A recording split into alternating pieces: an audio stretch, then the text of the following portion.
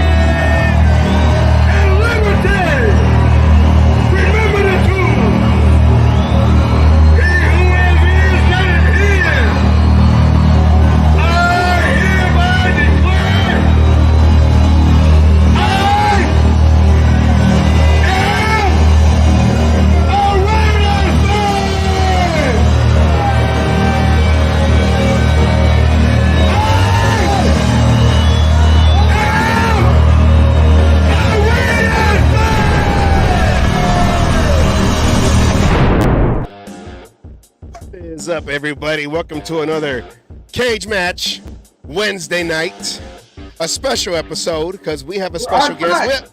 We have a regular special guest, and then we have another special guest. We have a special guest. All right, Asylum.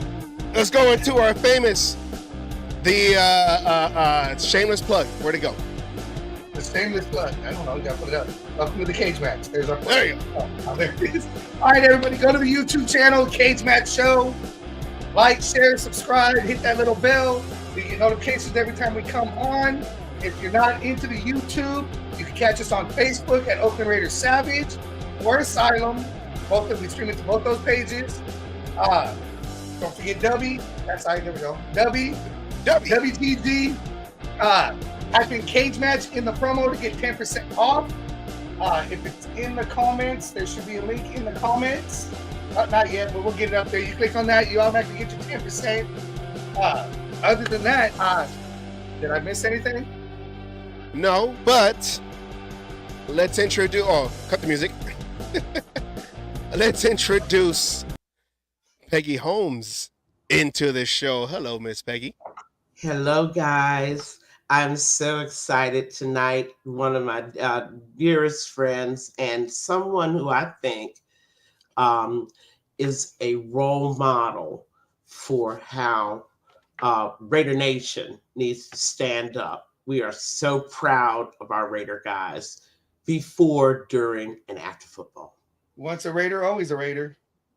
Except for You got it. You got it. You got it, Asylum. When you have great coaches, then after you have great coaches, you get great players. You have a great organization, and you tell them one thing: just win, baby.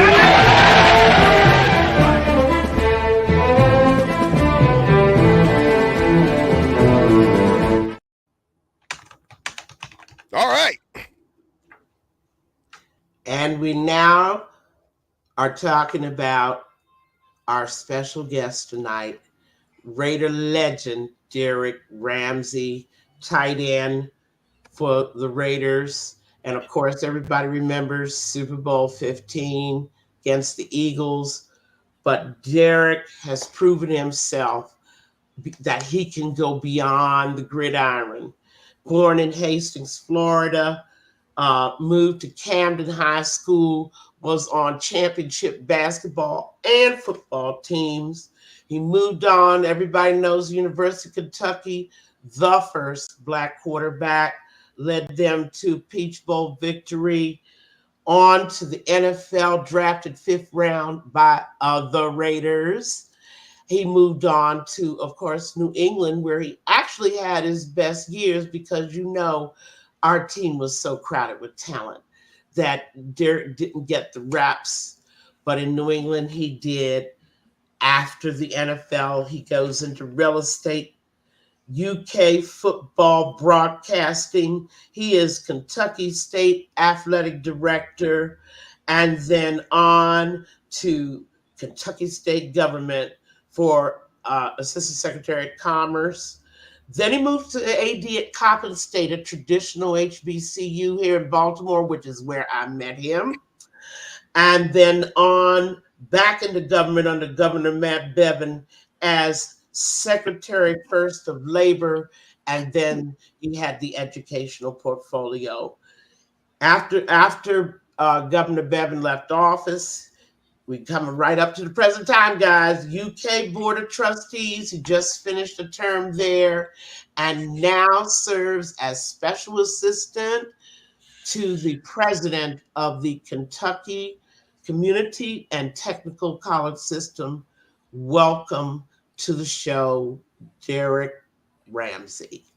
Thank you very much, Peggy. I was starting to wonder who you were talking about.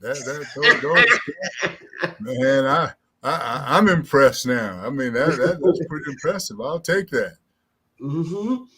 Well, like I said, we're proud of our Raider legends before, during, and after, but we're eager to get right into your experiences first as a football player, but then how you use that to build the rest of your journey. And I'm going to start it right off, being the first Black quarterback at UK. Everybody wants to know, what's the feeling? You're talking 1975, and in particular in the SEC, that wasn't the in vogue thing to do. I was the third quarterback, African-American quarterback, that is, in the SEC. And so, initially it was, let's say, I had been trained for this. Peggy, let me back up for a second. Growing up down in Hastings, Florida, I didn't go to an integrated school system until my freshman year, which was 1970. And I happened to be the starting quarterback in 1970 on my state championship team there. And so I say that to say I had been preparing for that day and that time for a long time. The people that mentored me made me aware that if I were to break out of this and not go to an HBCU, that these are some of the things that I might encounter. And so what I encountered was, initially it was a shock to them that you have this African-American guy out there playing quarterback. And the first year was pretty tough. We were 2-8-1, and I got benched after the 4th game, which was the first time ever in my life I'd been benched from anything. So mentally I had to make the adjustment. But in retrospect, as I went back and looked at the film, I was not good. I mean, I just called for what it was. I just wasn't good at that point. But when I came to Kentucky, they had told me they were going to change the offense to fit my abilities and my skill set. Well, the offense I was running initially was the veer. Well, at that time, I was 6'4.5" and probably 210. 205, but hell, I wear a size 15 shoe. And for you guys that know about the veer or don't know about the veer, it happened very quick. So guys were stepping on my feet. I was extending the ball too far. I'd make a big play, then I'd throw an interception. I'd make a big play, then I'd throw a missed read. And so what I did was I took that time to really reassess my abilities and figure out how I was going to play there, or rather I was going to transfer. And so I had kind of made it up in my mind that because they wanted to move me to tight end and I was not going to play tight end, And my dad and the coach had a conversation, and the conversation went like this. He said, well, my son could have gone anywhere in the country he wanted. He decided to go to Kentucky. You assured him that he was going to play quarterback. And so if he's not going to play quarterback, I can tell you now he's leaving. And so the coach said, just wait a while. We can figure this out. And so we're playing the University of Florida. And this after I sat for those 6 weeks and reassessed and rethought. I'm walking off the field, and this coach comes up beside me. He says, you don't know me. My name is Perry Moss, and I will be your offensive coordinator going forward. He said, I had a guy like you at the University of Minnesota named Sandy Stevens, and just give me a chance. And I said, okay. He said, so if that's agreeable to you, Monday after the Tennessee game, which was the next week, he said the Monday after that, meet me in my office at 6 a.m. So for the next 4 months until we started spring football, he and I met 4 days a week. And so by the time we started spring football, we had put in a new offense, and offense that I was comfortable with. It was a abbreviated wishbone. So the first read I had was the outside linebacker. And so rather than reading the guy over the guard and over the tackle where it wasn't happening that fast, I was off and running. And then a lot of times we would cut the outside linebacker. So the first guy I had to read was the strong safety.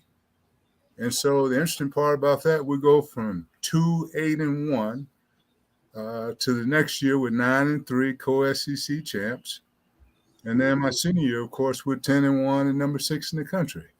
Right. And so it worked out. But to answer your original question, Peggy, there were some tough times.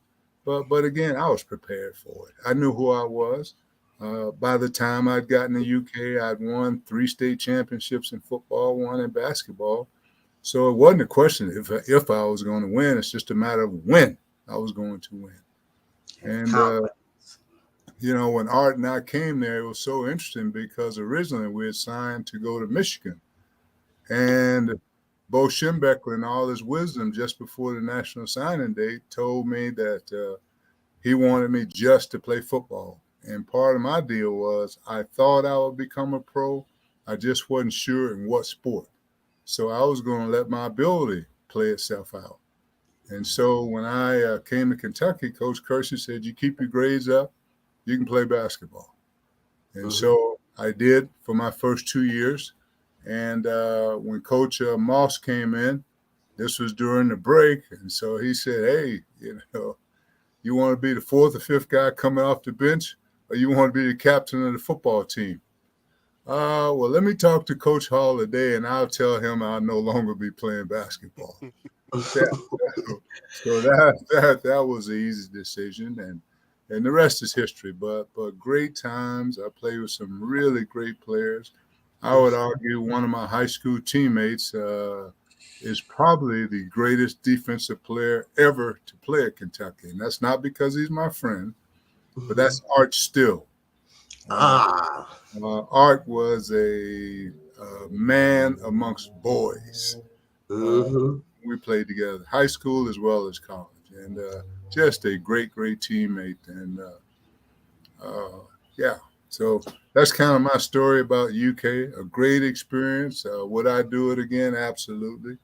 And hence that's why I'm here 40 years later, because of the great experience and the friends and the people and mentors that I met. All right, guys, we want to move right on to the next. So you guys are next. The Raider years. The Raiders. What do you want to know about those guys? I'll let you start, Asylum. Is that me? Okay, well, fine. In the Raider, so as Peggy had said, you were the first African American starting quarterback for KU. No, not KU. I'm sorry. For Kansas, my daughter goes to KU, and he put KU up on the little note. My bad. Yes, that's right. Get it right, Asylum. Get it right, brother. Get it right. I know how it is. I'm sorry. for the UK. How about that? Okay, Anyway. all right. How about that? Okay. And obviously had success. Yeah. But when you got drafted, you come in as a tight end. Was that by choice? Was that an Al Davis decision? I mean, no, that was absolutely not by choice. And you know, in retrospect, the only reason that I didn't go to Canada Asylum was at that time the Canadian dollar versus the U.S. dollar was 86 cents on the dollar. I was negotiating my own contract. I did with the Raiders. And so when I came to the Raiders told me they weren't sure where they were going to play me. They had talked about outside linebacker. They talked about safety. Man, I said, I've never tackled anybody in my life. I'm not going on defense. Not happening, man. Not happening. So they moved me into wide receiver. And then as I gained weight, I shifted down to tight end. And the great part about that is I had an opportunity to play behind two of the greatest tight ends in Raider history, you know, that being Raymond Chester and Dave Casper. So, no, it wasn't a deal where I said, sure, I want to play tight end, sign me up. No, that was not the deal. I'll tell you funny about the first time I met Al. I'm negotiating my contract with Steve Artmeyer, and, you know, we just couldn't come to an agreement. So I said, well, Steve, you know, looks like I'm going to have to go to Canada. You know, I thought we were going to be able to work this out. And but he said, well, Derek, I'm going to have to go down here and tell Mr. Davis, you know, because when we drafted you, you know, we asked you that if we draft you, do we have assurances that you would not go to Canada? And I said, yeah, you had my assurances, but I thought, you know, I was going to get paid a little better than this. Mm-hmm. And so he says, well, let me go tell Mr. Davis about your decision. I said, that's fine. So he comes in and introduces himself and said, how you doing, Mr. Davis? Great to meet you. He says, I understand we're having a problem here. I said, I wouldn't consider it a problem. I think it's unfortunate. I've always wanted to play for the Raiders. I get drafted by the Raiders, and I thought this is what was going to happen. But financially, it just doesn't make sense, you know, what he's talking about. And he says, well, let me tell you this. He said, you may not be a man of your word. He said, but I am. He said, you go to Canada, you will never play in this GD league. So I was like, well, I think we can get this worked out. So Steve came up with a few more chips and we got it worked out. I'm so happy y'all did. Yeah. Come on, Savage, come on with you. So, being the first African-American quarterback at the University of Kentucky, you know, breaking those barriers, how was it? I know you said you wanted to play for the Raiders, but how was it to be drafted by a team led by Al Davis, who broke down barriers throughout his whole football life? You know, he drafted the first African-American quarterback, you know, in the having first round. In the first round. I think he also helped out the first African-American referee in the league. Like, he did a lot of breaking barriers. Mm-hmm. How did it feel being drafted by a team that was basically the front runner in just breaking barriers? It doesn't matter who you are or what you are, as long as you know, it's all about who you are and your skill, not Right. necessarily, you know, your skin color or anything like that. How was it like to be drafted by an organization that all they saw was the person inside? Well, you know, that was the reason I've always liked the Raiders and pulled for the Raiders. That guy that you were talking about, Savage, was Eldridge Dickey. And when I was a young boy, when I was a kid in Hastings, I'm talking 10, 11, 12 years old, Uh, every week during football season, Jet would feature an African-American quarterback on their cover. And so I had seen all these guys over the years, but in particular, Eldridge. Eldridge was the guy that we as African-American quarterbacks held up. We thought he was going to be the guy that broke through for us. And so while I was young, I still remember when the Raiders drafted Eldridge. Never got to meet him, but just had so much respect and admiration for him. And, his career didn't turn out, it didn't shape up to be what he thought it was going to be. And as a matter of fact, there was an article in the Washington Post about 2 years ago when Eldridge died. And they said when he died, what he died from was a broken heart. And the fact that he didn't get a chance to do the things that he knew that he was capable of. Because with Eldridge also, they ended up moving Eldridge to wide receiver.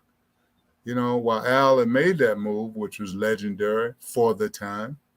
And certainly as an African-American quarterback, although young, it just kind of stuck with me that this was the team that if I was good enough, I'd get that opportunity. And so when, of course, I got there, I held out that they had moved me to wide receiver, but I was still throwing balls, working and hoping that one of these days they'll say, well, let's just let him get under the center and see what he can do. And one of the biggest compliments Al gave me some years later was he told me, he says, kid, I wish I would have gave you a shot. Well, it was many years past. One, I appreciated that he still thought that highly of my ability. And, would I have loved that opportunity? I would relish that opportunity to have played quarterback. Because the interesting part about football, I grew up in Florida. Well, in this country, the best football is played in high school is either in Florida or Texas. In Pennsylvania, they're pretty good. California, because there's so many people, pretty good. And then when you get to the SEC, all you got to do is look at these national championships. The last 10 years, the SEC has only won 10. Well, my team finished number 6 in the country. We were undefeated in the SEC. So there was no question in my mind whether I could play at that level or win. It's amazing. Everywhere I went, all I did was won. That's right. So, that's right. It's one of those things. And then now I'm going to swing right to a question that I know our audience really wants to know about. That feeling on a player level. We all know how we feel like as fans. You're in the Super Bowl. Not only are you in the Super Bowl, but you win the Super Bowl decisively. Can you take us in your head at that moment? And then the guys around you, their reaction too. It's a the first thing I wanted to do from the time I was 9 years of age was play in the National Football League. Well, then once you realize that's going to happen, I knew after my sophomore year I could play in the National Football League. A number of the guys that I played with at Kentucky that went on before me and played, and I would ask them, hey, man, you think I can make it up there? Oh, yeah, no question. You can make this. And so once you get there and you get over that feeling, because it's like when you're 7, 8, 9 years old and it's Christmas Eve. And you can't go to sleep that night because you don't want to miss Santa. You don't want to miss whoever, your parents or whoever that were bringing those presents in. You just didn't want to miss it. And so once you get there and you're with a team that has won the Super Bowl, because back then that was Super Bowl in 1976. So that was Super Bowl 10. And so that the team that you're with actually has a chance to win this thing. Because the year before, 70, or was it 78 or so, we were close. And then, of course, to play against Pittsburgh, we were close that year. And so, just knowing that you're with a team that can possibly do that, and then to actually be there and realize it. And you're looking in the stands. I'm looking for my parents. I'm looking for everybody I knew, to share this moment. My dad came down to the first row, and I high-fived him before the game. And, just the exhilaration is just as a player. It's beyond what you can imagine. I knew that. But also, Peggy, the really cool part about that is that I was a player, and I'd say most of the players that I played with, and during that time, we were all about the fans. I mean, all about the fans. We realized who paid our money. We realized who supported us. We realized who was in that black hole and who was going to be there after the games and before games. We realized that. So it was an opportunity to reward the fans for their awesome support for those years. That's all that was. It was a payback for them. So you were drafted in 1978, correct? Yep. Yes. So you was a rookie. That was John Madden's last year, right? That's right. How was it? I got two questions for it. How was it being playing under Coach Madden, and also in that same year, how was it being on the sideline during the Holy Roller against the Chargers? With John Madden jumping up and down, trying to figure out what's going on. Yeah. Well, let me tell you, I love John Madden.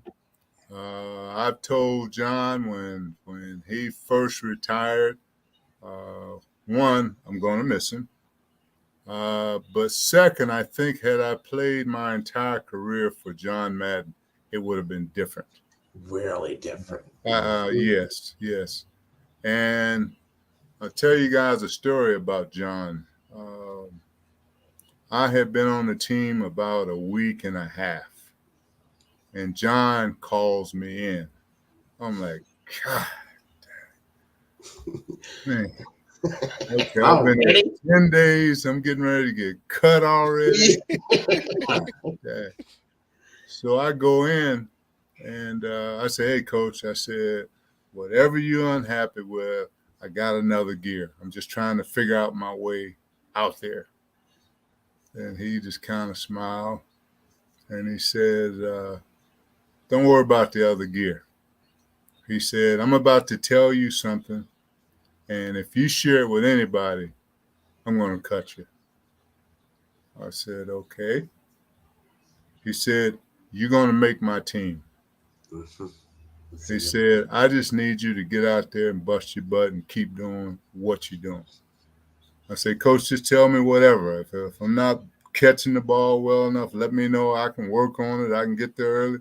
No, just keep doing what you're doing. And I went back to Relief. levitated back to my room. And I'm like, wow, I'm going to make this team. I didn't call my parents. I didn't call my brothers. I wasn't calling nobody. Nobody. So John was just, we had an awesome relationship, post-football. When he left, I continued to have a great relationship with him. I would say that John was the most knowledgeable coach I was ever had the privilege of working with and for. I mean, he was that good. I mean, every facet of the game, he was good. And the reason I say my career would have been different, I was the prototype for what John liked in a tight end. A big guy that could run. And that was something I could do. And I just love playing for John. And And the second question, I'm the sorry. Holy Roller, the Holy Roller. Oh, the Holy Roller, yeah. Oh, how could we forget? Well, Yes. You know, the interesting part about that, Savage, is that was a team early on that you never thought you were out of the game. And I'm going to fast forward that to year 2. We're playing against the Minnesota Vikings in Oakland. The Vikings are up by 4 points. And Greg Coleman, their great punter, punted the ball into the about the 2-yard line, 1.5-yard line.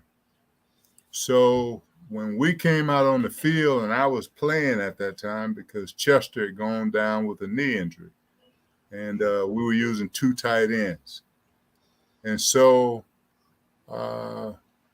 Snake comes in the huddle and said, "Boys, we got them where we want them.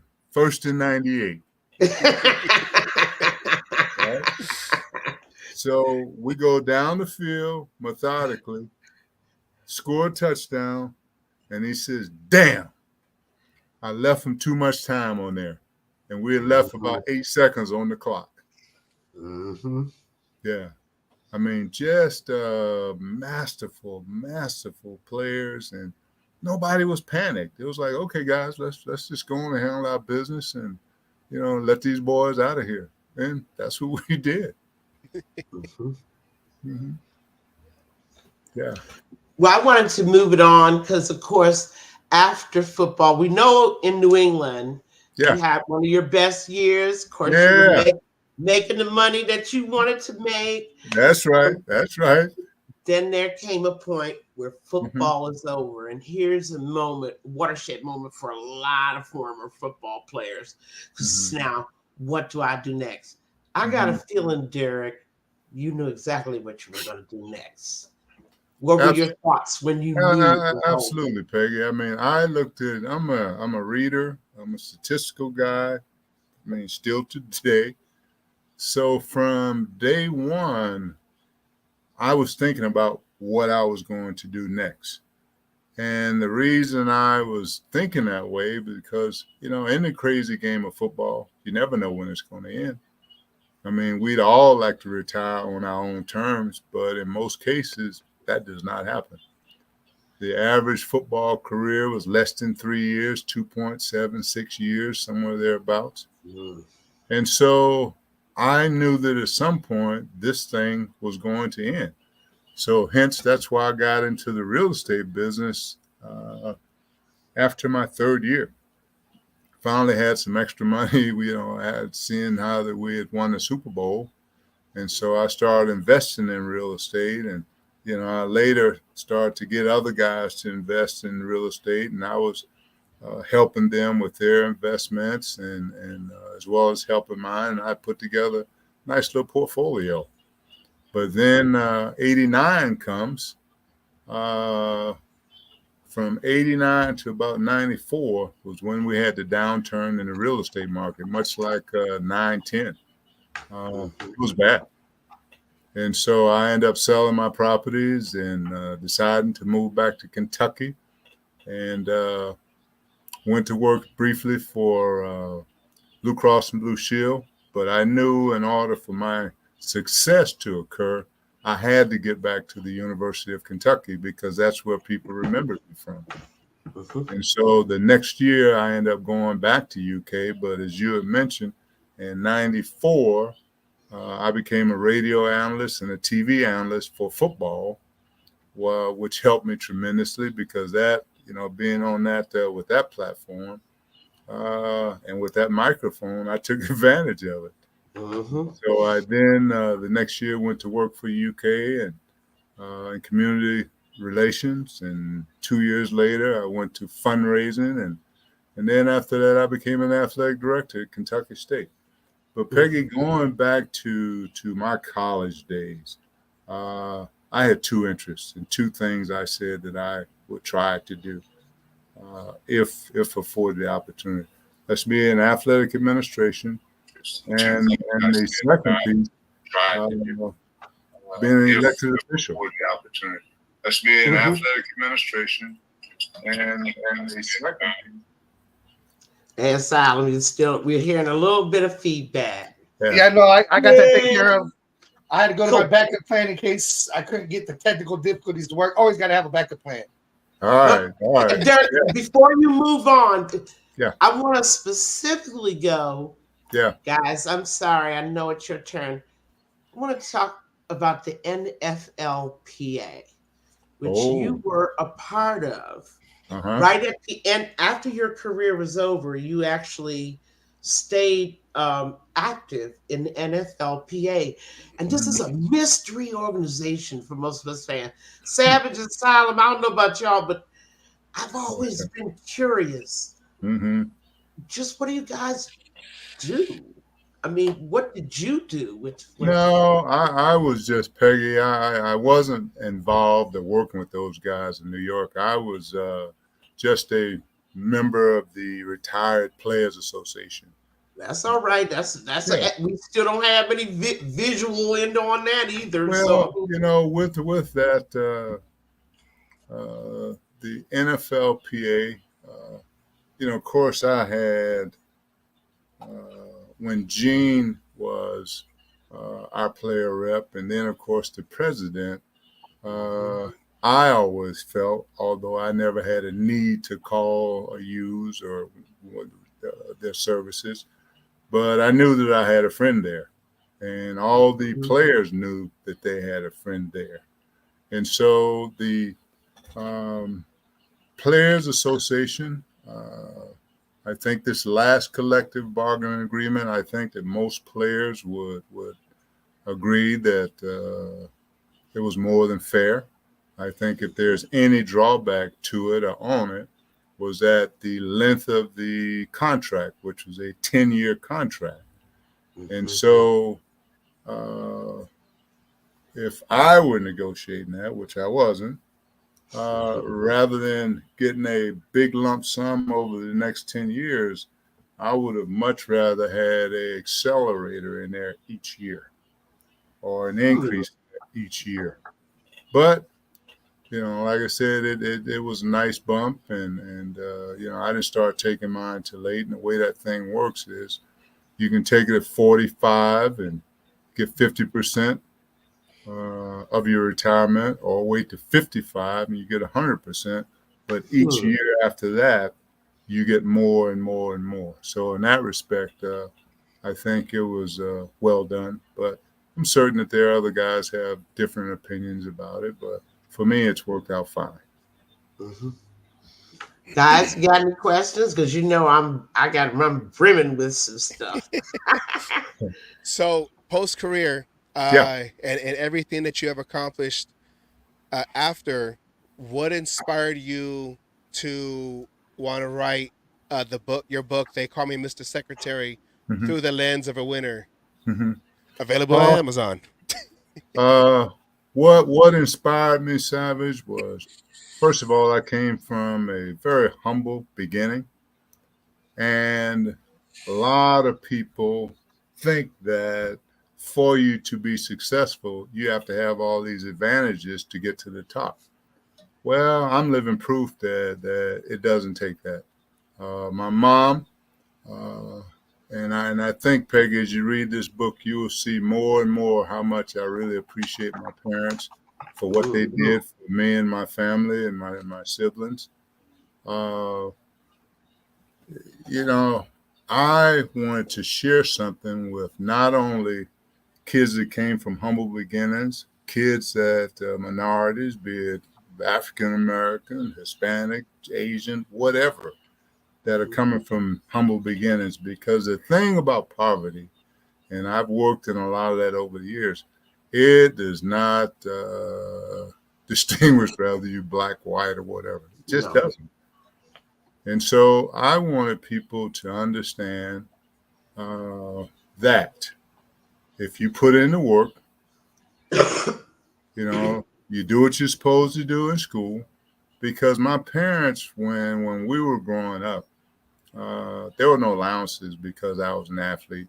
My two older brothers were all-star players. They wasn't as good as I was, nor were they as big as I was, but there was no allowances because you played sport.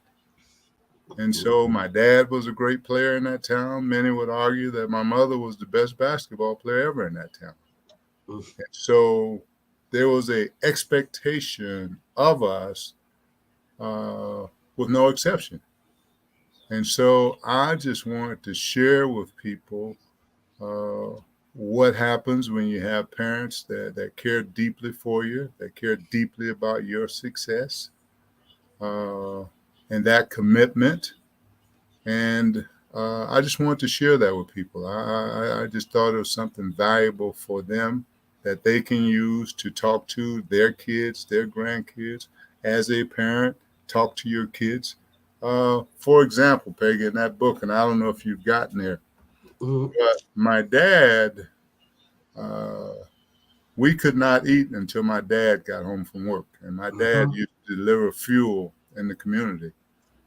And every dinner, there was always mixed with conversation between my parents. And this particular time, my dad says, I don't want any of you kids to complain about nothing. Do not tell me that this person has this or this person has that, or, the white kids get these advantages. We don't do excuses here. We make things happen here. No excuses. So I don't ever want to hear that. He said, so kids, what your job is to do is get to the table.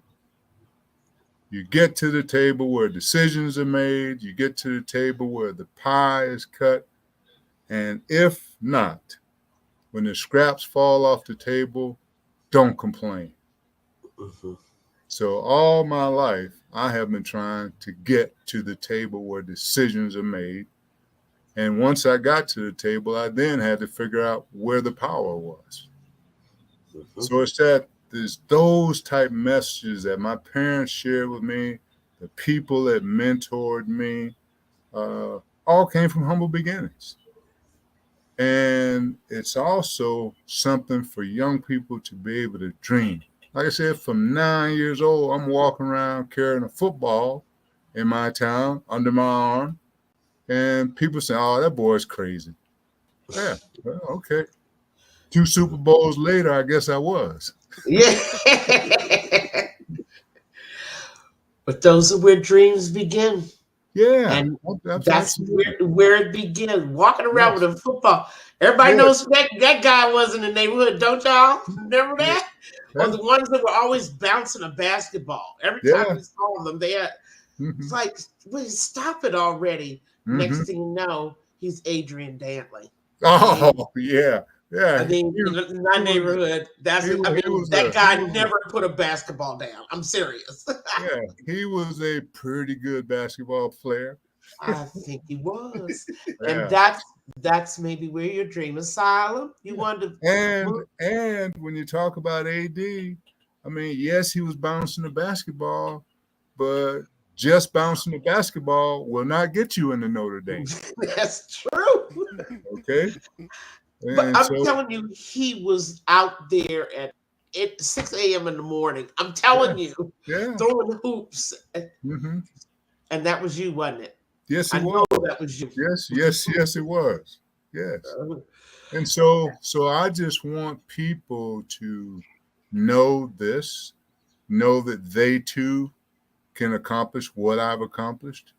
And in addition to that, to your earlier question, Savage, when you were talking about me being an African-American, the first African-American quarterback at Kentucky, I never, Peggy, and you can join in on this one, I never thought I would see an African-American president in my lifetime. That's true. I never thought that. Okay. But once Obama broke the seal on that thing, anything is possible now, I believe. Everything. Any and everything is possible.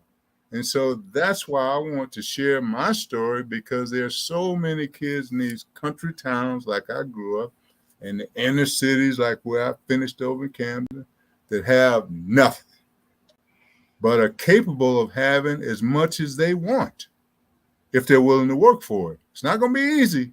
It sure the hell was not easy, but it can be done.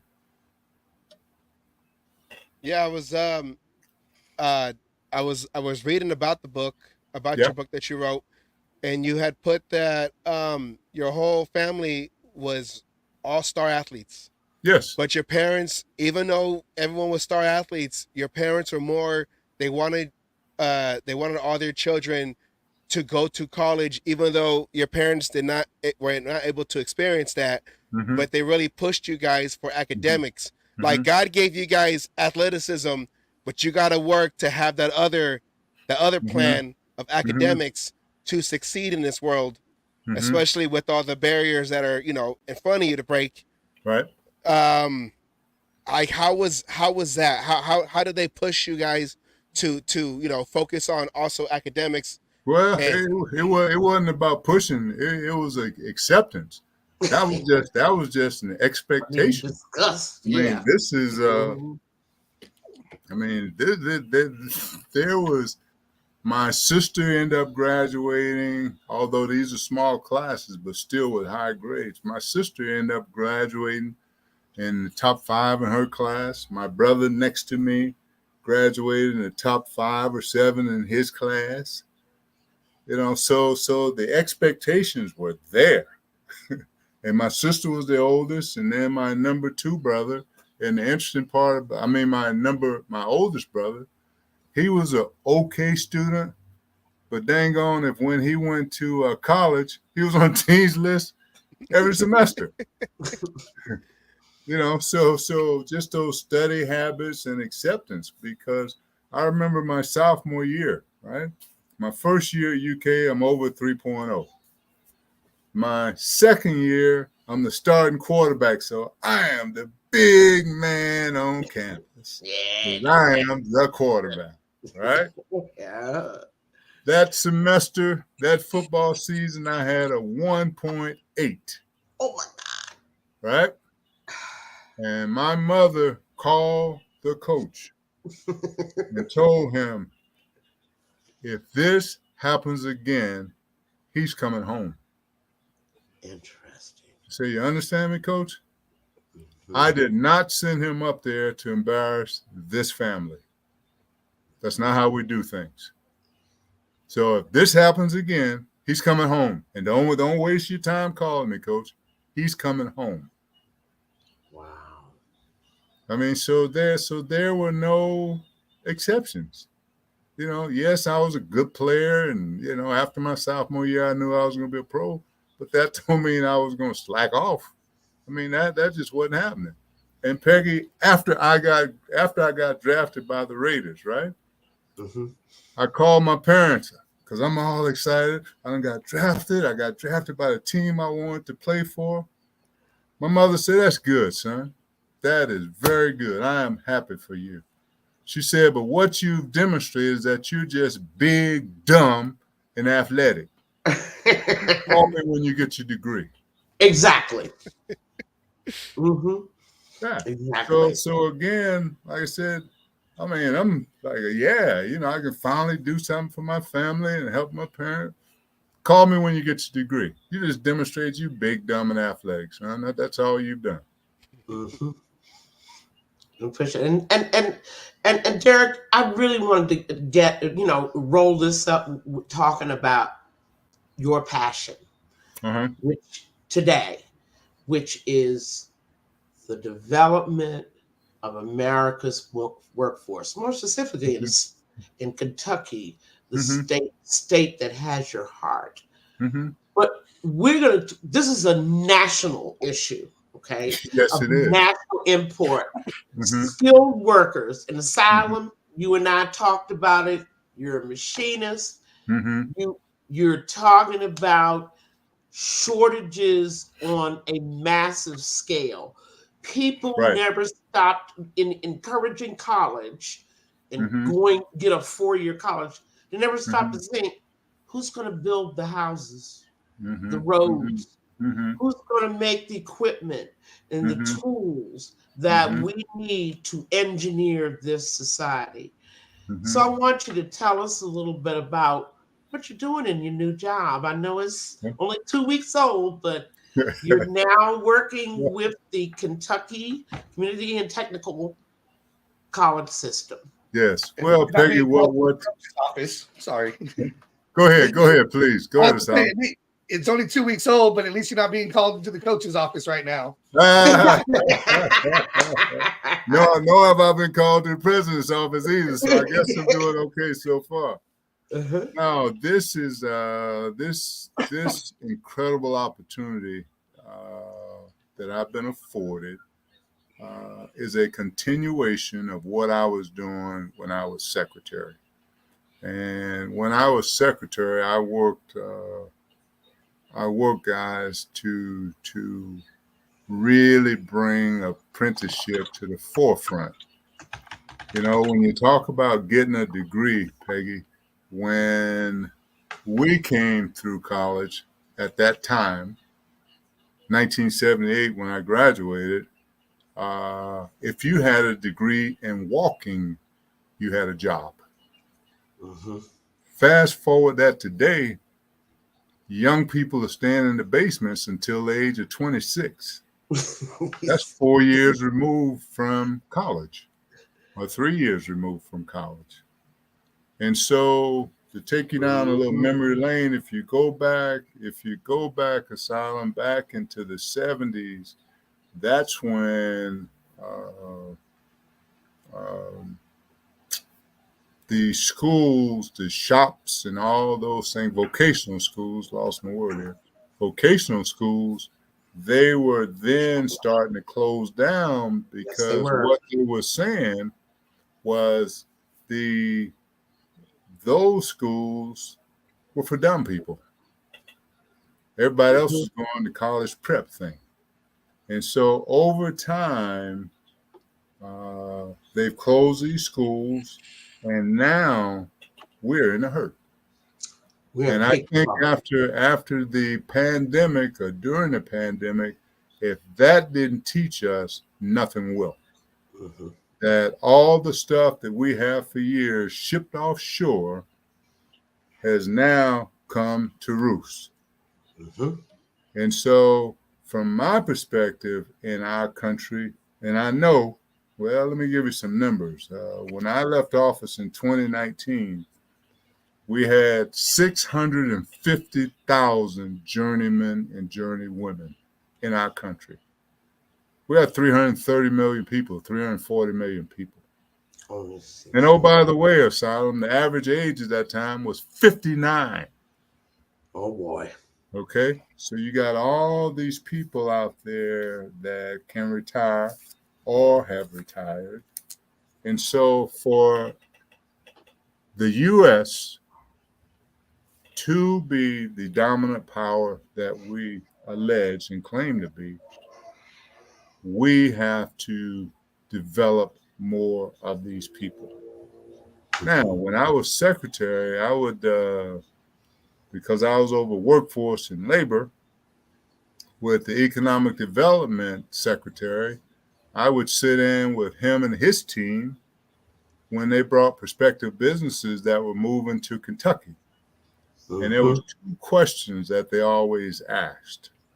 And that was, what kind of skilled workforce do you have? What kind of education do you have? Mm-hmm. And Kentucky failed both. Yep. And so now we're in the process of righting this wrong. When I went to Asylum, I went to Germany, I went to Switzerland to see about their apprenticeship program. Mm-hmm. Would not work here. And the reason it would not work here is because those kids in 9th and 10th grade are making career decisions. Mm-hmm. All right. Keep in mind, I said that our students are in the basement until 26. So when you're talking about 9th and 10th grade, you're talking 14, 15 years old. Right. So I go to England in 2017, and I saw the model that I wanted to bring back and use in Kentucky. In England in the early 2000s, they decided they wanted to be an international player. And to be an international player, you have to have those two things. So from early 2000 to about 2017, they went from 0 to 750,000 journeymen and journeywomen, as well, unlike over here, where you get your degree in 4, 5, 6 years, and in some cases 7, they were getting it done in 3. And so on parallel tracks, they had an education going and a skilled laborer going. And so I wanted to bring that model back to Kentucky because, again, Asylum, 750,000 people. We got 650. We got 330 million. They got 40 million. Think we don't need people? Oh, I know we need people. I push trade schools on all my kids. Mm-hmm. I actually have 2 that went to trade schools. I got my son who's going to be getting out of high school next year, trying to do a trade school for computers and everything. Okay. I tried to get into the military, but I learned everything the hard way by on-the-job training. But I'm still a skilled laborer. Right. I wish I would have made the conscious decision when I knew I wasn't getting into the military to go to a vocational school. But I do push those as another option because I know exactly how much we're needed to keep this world supplied with moving what's needed. Yeah, and oh, by the way, from day one, when I have our apprenticeship program, from day one, Asylum, they get paid from day one. Of course. And when they finish, there's no debt. And the average journeyman makes over $60,000 a year. Now, that may not be much, Peggy, up in Maryland, but here in Kentucky, the median for a family of 4 is less than $45,000. And Asylum and I were talking about this, and not only that, you can work anywhere, anytime, any place in this country. Your skill. Hold on, Peggy. Hold on. It's portable. Hold on. If you become a journeyman, you can also work in Canada. Oh yeah, that's true. Yes. You can work anywhere in the world. That's right. It's true. I mean, my son in junior high, we had the conversation. He was going to a trade school. I called it the fallback plan. That's the plan. No, that's the fall forward plan. It really is, but it's the plan because I'm a skilled worker myself. And it's the plan where he was going to learn drywall and painting throughout high school. Now, after high school, he wanted to go to college, and he's now a teacher. Okay, that's fine. But he got the fallback plan. Those jobs get eliminated. He gets laid off, whatever, riff. He has a skill. They still call him from the union hall just come out and do weekend jobs, begging him. Yeah, and it pays well. It pays well. Very well. Oh, it honestly helped me be able to move from California to Kansas. If I didn't have the skills that I had, it would have been a lot harder to find jobs. That's right. Anna's so right. You know, that work ethic, that's the other thing that the vocational schools gave them, give you, is that you get it early. Well, it wasn't vocational school. It was potato fields that got me to working when I was 9. Hey, I mean, well, hey, some of us are. We were out with our paper routes when we were 10, and Yeah, yeah, that was yeah. it. Everybody in the house did something. That's right. That's right. But I know that you're passionate. I know what you're trying to do with this and go where you're going to go. Tell us that stat about how Kentucky's population growth stayed the same, but what happened around in Ohio and Tennessee, Mm-hmm, where mm-hmm, you were talking about how the populations just exploded in mm-hmm. states where they Around us. had Mm-hmm. the skilled workforce. Yes, they what Peggy's talking about is Tennessee, Indiana, and Ohio.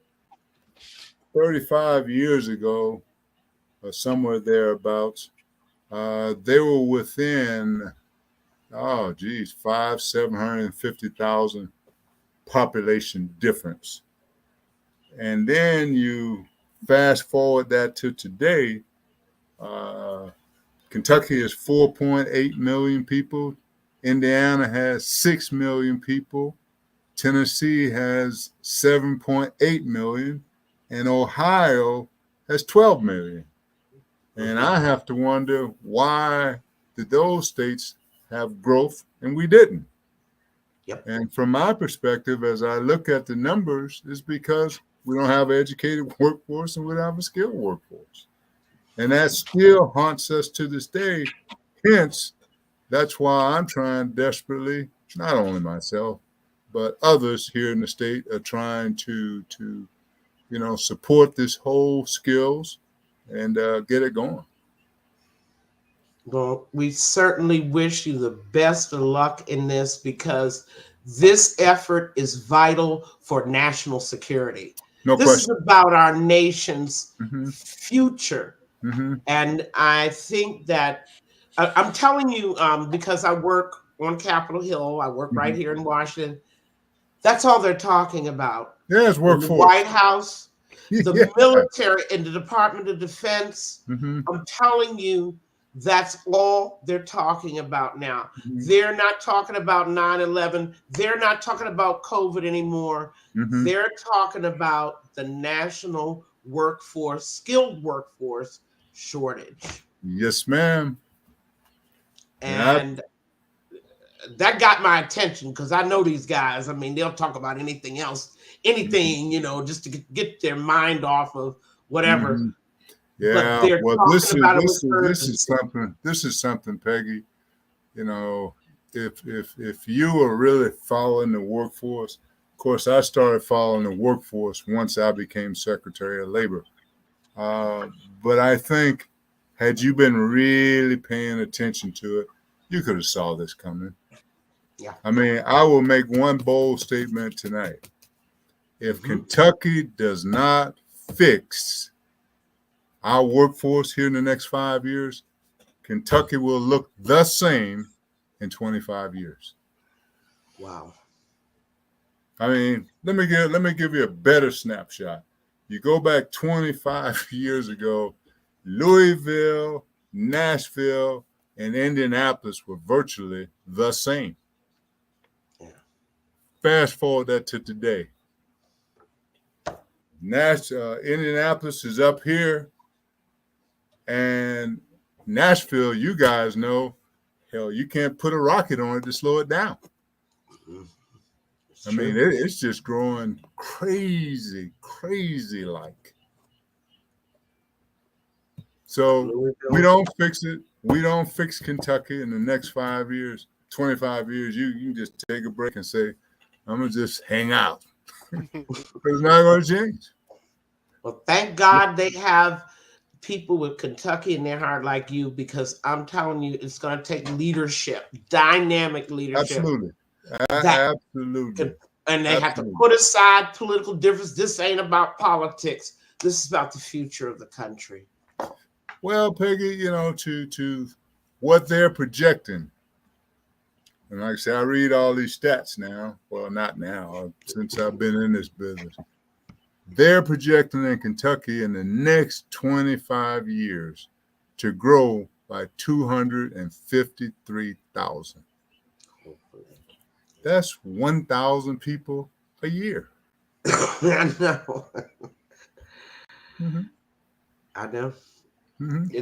It's really, and people, thank you so much, Derek. We're out of time, but Oh, guys, one take quick it thing before he away. leaves. One Take quick it away. thing before he leaves back to his college days. We have a play to show you real quick. We got to know I Oh love no. it. I love it. I love what it, was going guys. through your head when this happened, and is this the most famous play that you're known for? Hold on, here we go. It's a quick All right. clip. All I right. promise.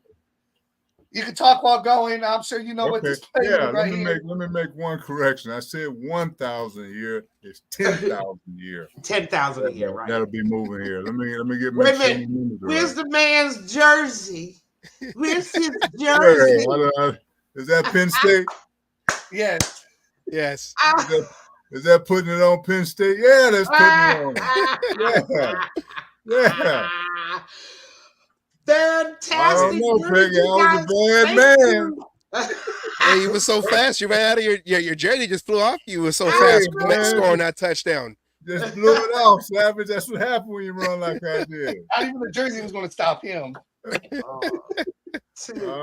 guys are awesome for finding that tape. we had to show something, like show his skill, and we were looking for video, like for clips to show, and we found that one. We're like, okay, that's an iconic moment to score against Penn State and have your jersey just fly off as you go into the end zone. Yeah, that back in those days, Savage, those were they call them tearaway jerseys. And I would go through about 20 of those things a game. Oh man! I mean, because they were t-shirt thin, so like the guy grabbed my back, he just got all he got was jersey. Mm-hmm. He got a souvenir. Yeah. I almost think about Superman, right? He goes into that booth, right? Look out, clothes are being ripped off, right? You felt like Superman after that run. Here's your shirt. Who do I give this to? Oh man, that was just pure athleticism and just pure heart. And that's what I'm talking about. Lay it out. Lay it out. No, I know I run with heart. I know what's going on there. Just superior vision and everything. Derek, it's been a pleasure to have you, and I can sit and listen to you for hours. Oh, so can we? We appreciate you coming on the show and your stories, as well as your love right now with what you're doing.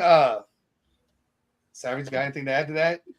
I just want to say thank you also for coming on to the show. You are our very first. Well, our show's new. We started at the beginning of the football season in August, but you are our first Raider alum for us to interview. So I was a little nervous because I had a small little couple questions with Lincoln Kennedy a couple years ago when I was working for Raider Homer, but like for someone to come onto our show and talk about their passions, and not just football, but outside of football.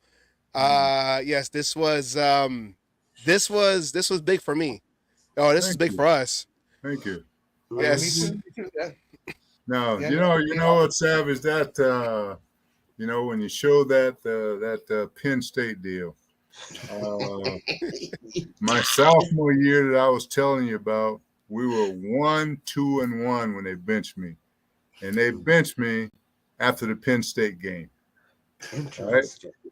And so the next 2 years we played Penn State, I said, we're going to whoop the hell out of them. We beat them 21-6 at our place in 76. And then in 77, they're number 3 in the country. And we go up there and whip their butts.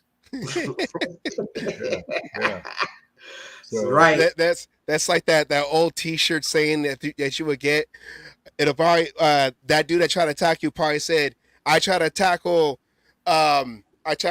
Derek Ramsey, and all I got was his T-shirt.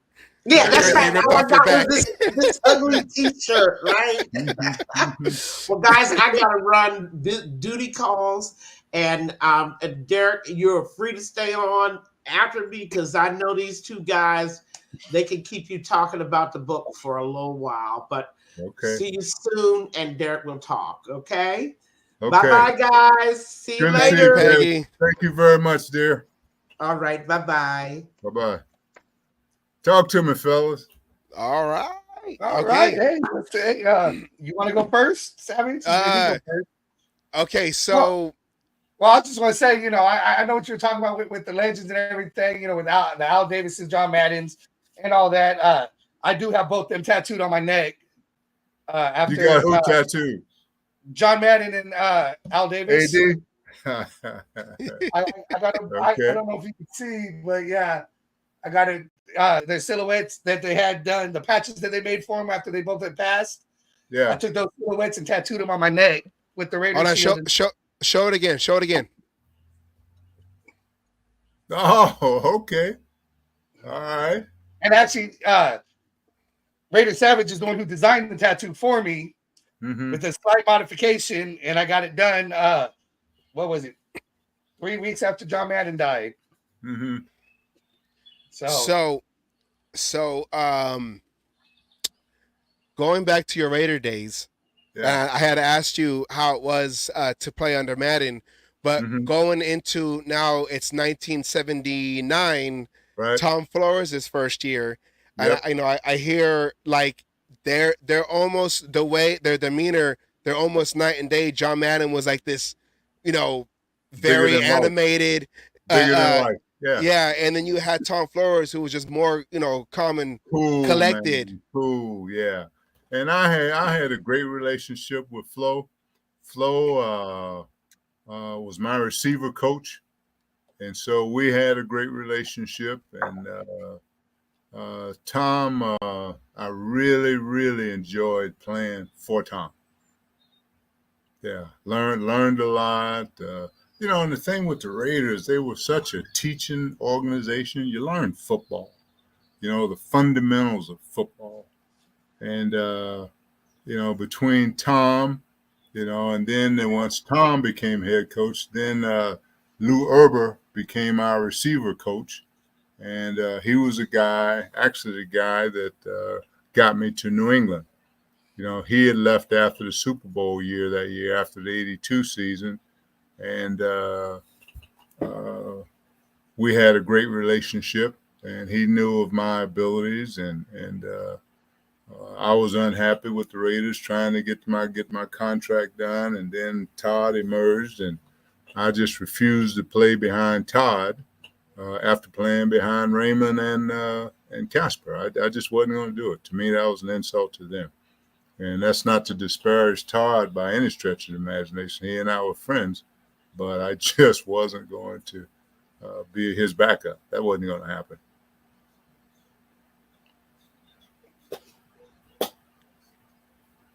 Asylum? Go ahead.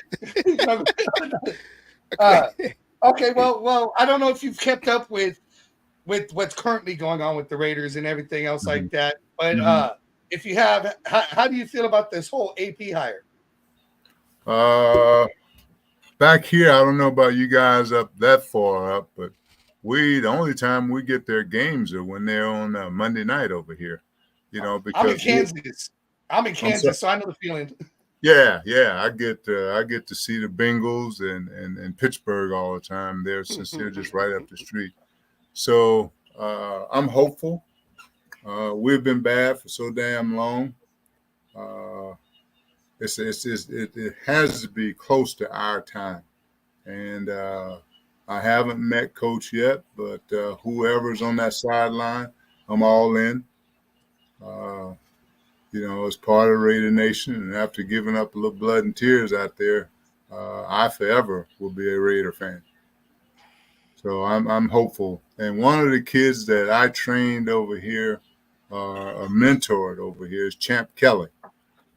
Champ Kelly played at the University of Kentucky, and I was working at UK when he was a student athlete here, so I got to know him back then. So I'm very happy for him. I was hoping that he was going to be the GM. We were too. We were rooting for him. Yeah. But Mark saw it differently. So I just hope that it works out for our new coach and for our organization. I mean, it's been a while. It's our time now. So, speaking of Mark Davis, I know they say that he grew up around the players, around the locker room. Do you have any Mark Davis stories, like how he was as a kid, like being around a lot of the Raider greats? No. Mark and I were good friends. When I was a player, Mark and I are pretty much about the same age. He may be a year or two older, or a year or two younger. We're right in there in that same vintage. Uh, no, Mark was just he was a good guy, a good friend. Enjoyed being around him. Uh, I'm just hopeful. I mean, this guy's got the weight of the world on his shoulders. Oh yeah. Yeah. I mean, with Al Davis He's got the being weight of your a dad, nation. He's got the weight of a nation. Raider hey Nation. man, there's just such a built-in expectation. So I am hopeful for him. I'm hopeful for the organization that they can turn this thing around and get us back to our winning ways.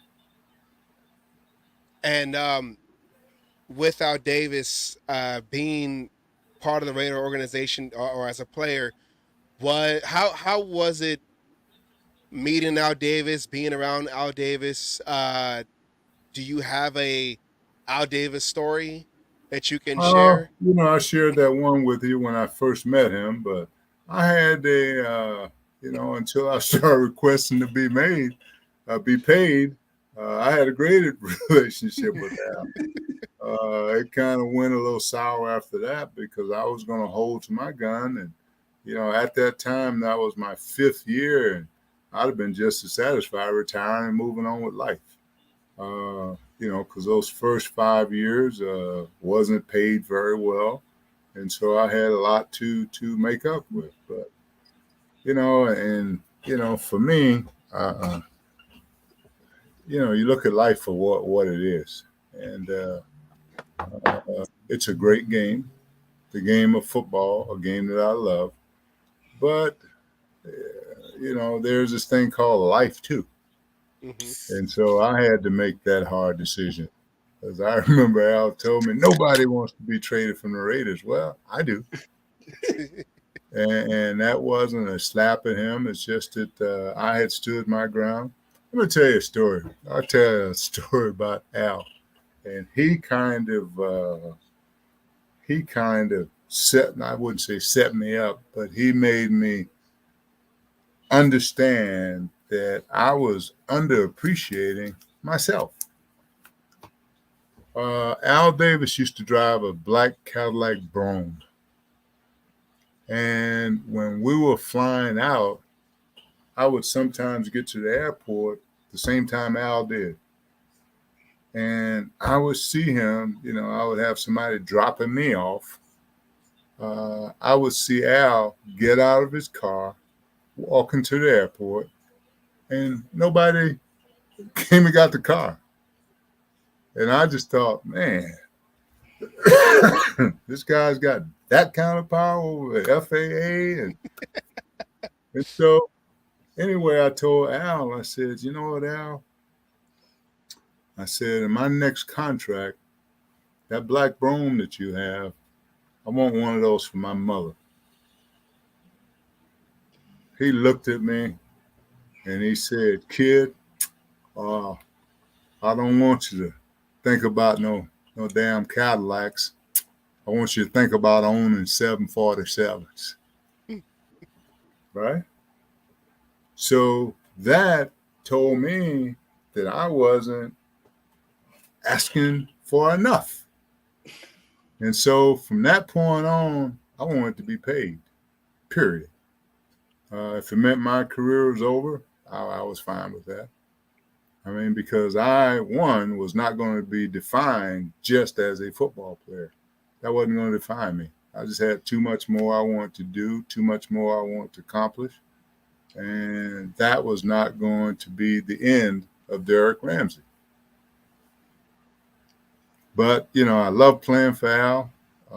And interesting enough, after I retired, we mended our relationship, and he had offered me a couple, 3 jobs there for the organization. But Didn't work out, but that's okay. My life has been fine. I have zero regrets. Zero. How did the NFL actually help prepare you for your life outside? Your endeavors that that you did outside the It NFL. didn't. It It, didn't. No, I prepared me. you, I always had relationships. I was always working in the off season, always trying to figure out how I can be better, uh, how I can be a contributor to society. Those were things that, from the way that I was raised and by the people that mentored me, prepared me for that. As owners, as football coaches, I mean, they, in a lot of cases, will play you until your last play. Well, uh, that was not going to be the case with me. Just wasn't. And I love the game, but I knew that I could do more. As a matter of fact, when Al and I were going at it, and I'd share that with him, this is the only thing I wanted, only thing I can do. I said that I play this game because I love it, not because I have to. I have tried to control my life for as long as I can. And for athletes, a lot of time that's a different approach, but that's what worked for me. Yeah. oh no, I know it's always important. I know most athletes are always told that they need to finish their colleges, get their degrees, do everything they Oh, can. and I agree with that. They should. That is the least they should do. Yeah, just Because because you the never know, thing you could about be it, an injury away. once you make that last play, and you're shifting to another career, if you don't have a foundation, that career is going to be minimal. Or they bring you in at such a level, they're gonna have to make a phone call to see you. So, but again, I have no regrets. I played with some of the greatest players ever to play the game. Have some of the greatest friends still. It always saddens me because we're starting to lose guys now. That saddens me a lot, but it's called life. I'm 67 years old, man. So these things are going to start to happen. Unfortunately, that is true. Yeah. So, looking back now, um, being a part of the Raider organization, or Hmm. coming in as a Raider, I don't know if you ever, like, as you were playing, but have you ever like really like sat back and thought, I was a part of an iconic organization that opened doors for a lot of people, just an organization that was always looking ahead. Hmm. Like, have you ever like sat back and thought about, like, Well, you was drafted by that? uh, not necessarily that. I just know that when you look at Gene Upshaw, for example, to be the player rep, to be the president of the Players Association, and then to go become the president of the Players Association, to play with a Art Shell, to become the first modern day African American head coach. Uh, I remember when one of the guys, my closest friend was Raymond Chester, and Raymond helped shape the way I thought about football, the way I thought about life. Uh, another guy was Bobby Chandler. I really enjoyed playing with Bobby. Bobby was a guy that um, uh, we talked, and he would say, "Man, what's your next move?" And what do you mean, what's my next move? Well, what are you gonna do next? Uh, I said, I'm gonna stay in the real estate game. He said, you gotta go back to school, man. You gotta go back to school. And at that time, Bobby was in law school. He was in law school. Chris Barr was in law school. So you got these guys that you're having conversation with that are already, 1 foot out. Bobby was at the end of his career at the time. But, just for him to say that I had these kinds of abilities, they went very far with me. It wasn't talking football or the next play. It was talking the next move in your life. Because unfortunately, so many of our guys never make that adjustment. Yeah. They never make that adjustment. And so I was To this just. day, they still have problems. I'm sorry? To this day, players still have problems making that adjustment. That's right. Right. And so I'm just happy that I surrounded myself with guys that were that forward thinking and thought enough of me to, put pressure on me to do more, to do better, to achieve, and not let anybody ever put a ceiling on what I was capable of doing. So I'm just thankful that, Raymond and, then I mentor some guys, Frank Hawkins and Malcolm Barnwell, and a bunch of other guys. But those were guys that I was close with then and still very close with today. I want to ask you about certain personalities that you played with. Yeah. One of them was why is his name escaping me right now? Defensive end, Asylum defensive end.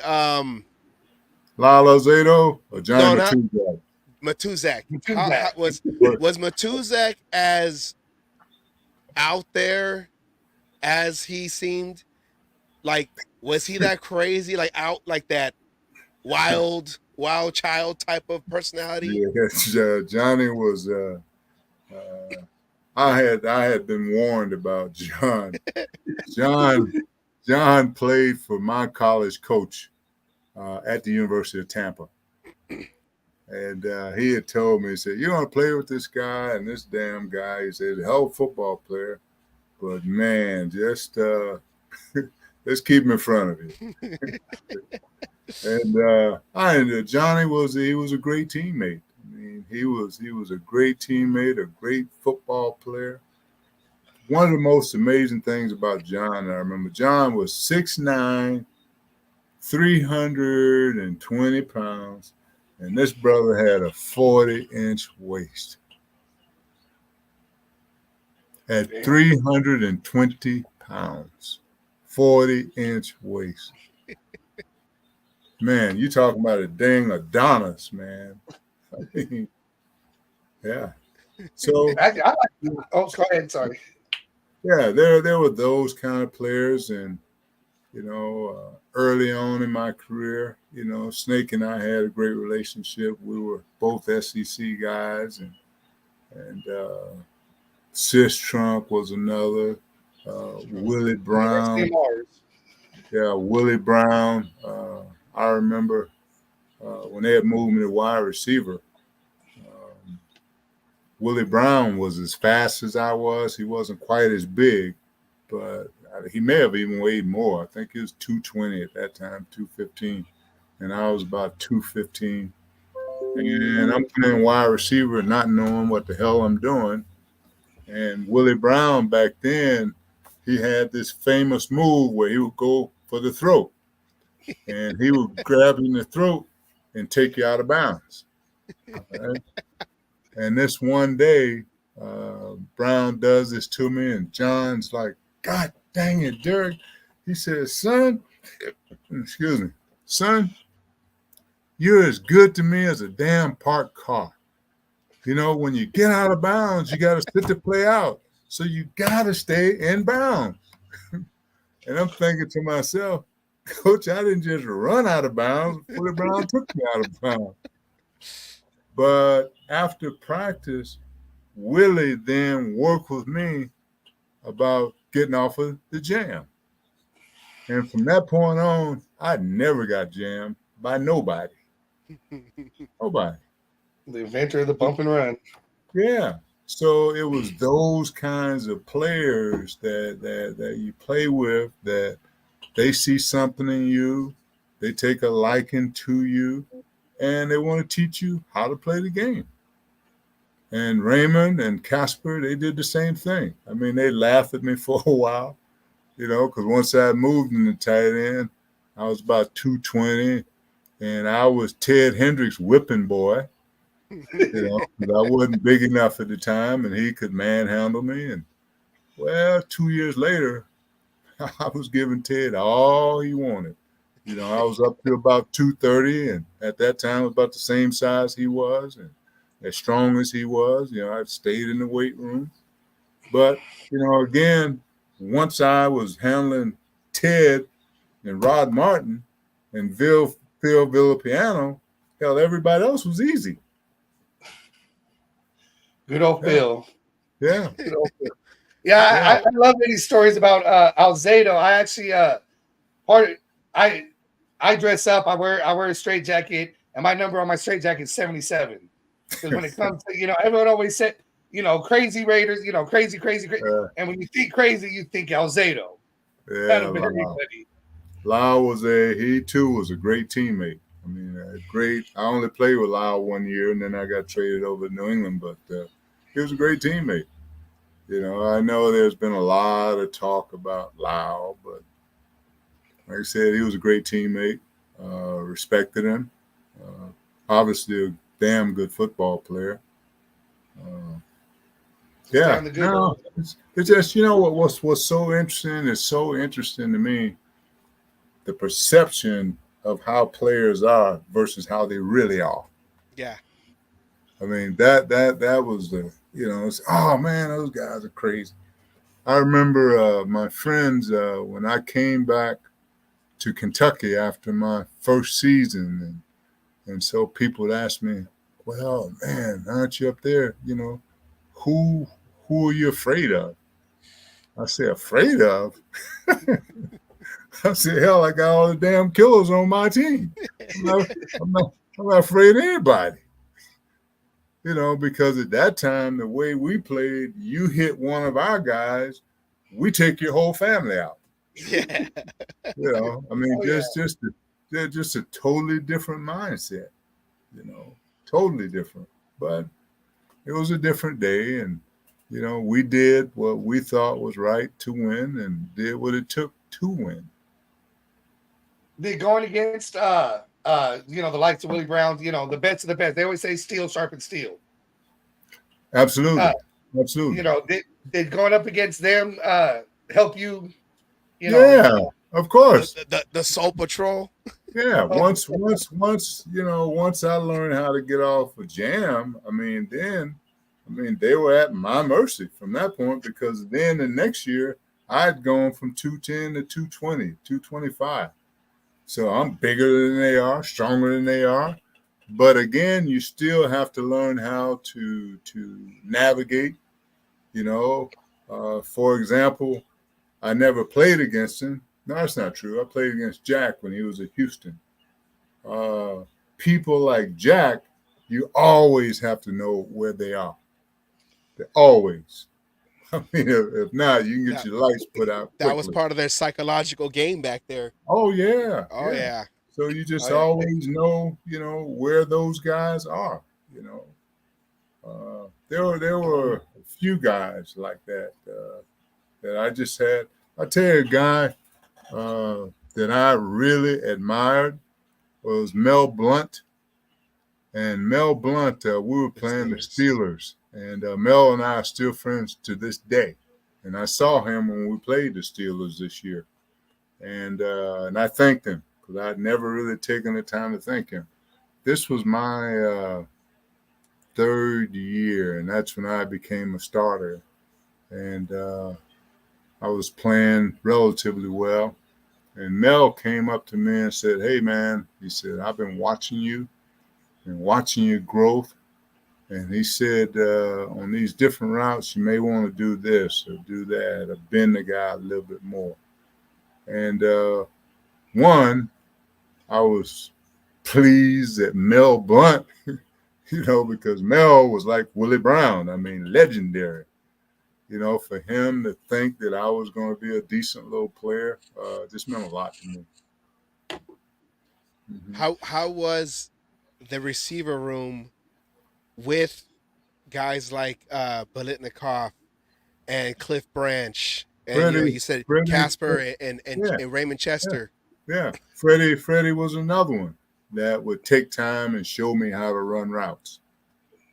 So you had those kind of guys that, that were bigger than life to you before you got there. And then they're actually taking time out there one-on-one saying you need to do this and you need to do this. And they didn't have to do that. Yeah. He didn't have to do that. And so it was him and Cliff Branch and Morris Bradshaw. Just great talent. Great talent, I knew what I was up against when I got there. But, it just helps when these guys are welcoming and they want to see you succeed. Yeah, you're competing for jobs, but, you know where you are in the pecking order. Yeah, and Bolitnikov became a good receiver coach. He became an excellent receiver coach. Yeah. Guys like Tim Brown on James Jett, he was coaching. Right. Mm-hmm. Didn't even need the stick him, but decided he needed to use it, though. What's that? Bolitnikov didn't need the stick him, but, in his head, it gave him that security. Man, I tell you guys, I don't know what y'all think, but that stickum is so minimal to what these dang gloves that these kids wear and what they do with those things. Oh, no, you can just watch it. I see guys, I got big hands, guys, right? I see guys with hands about this size, and they're catching all, making all the acrobatic catches, and they can't catch that damn ball without those gloves.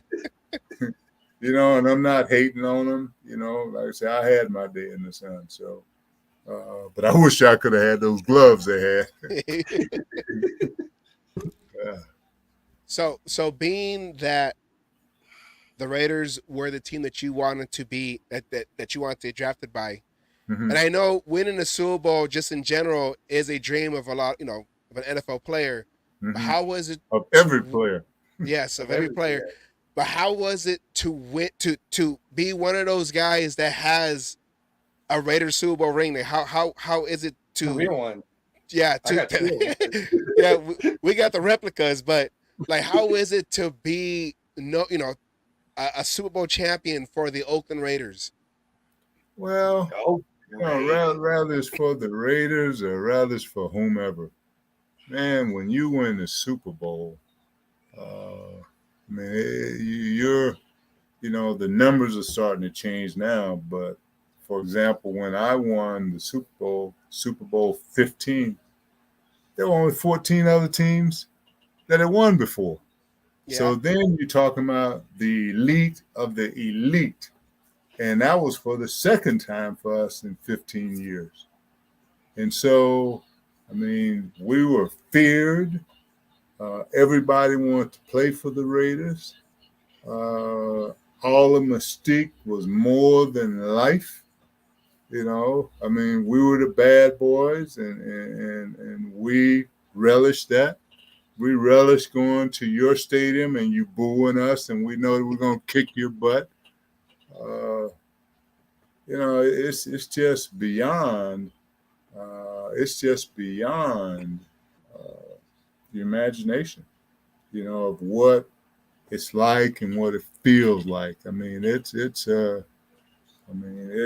lasts for years. It's not just that day, and I'm always reminded, that's why I go back to the reunion so that I can see my former teammates and hope that they're doing well, and particularly health-wise. And now that this whole CTE thing is starting to be a factor with guys my age, it hurts. It hurts. but it's also helpful for me just to see these guys. I mean, because I love them dearly. They're brothers. What was that locker room like before? Before the game. We're talking about the Super Bowl locker room here. Before the game started, and then after the win. No, we know there was, and I'm sure if you talk to any of the guys that I played with, we knew we were going to be Philadelphia. We knew we were going to be Philadelphia because when we had played them in the regular season, and they beat us 10-7. Plunkett got sacked 7 times that day. He was fading and dropping too deep when he dropped. And we had a chance to win that game in Philadelphia. So we knew we were going to beat them. And so Rod Martin had the game of his life. 3 interceptions.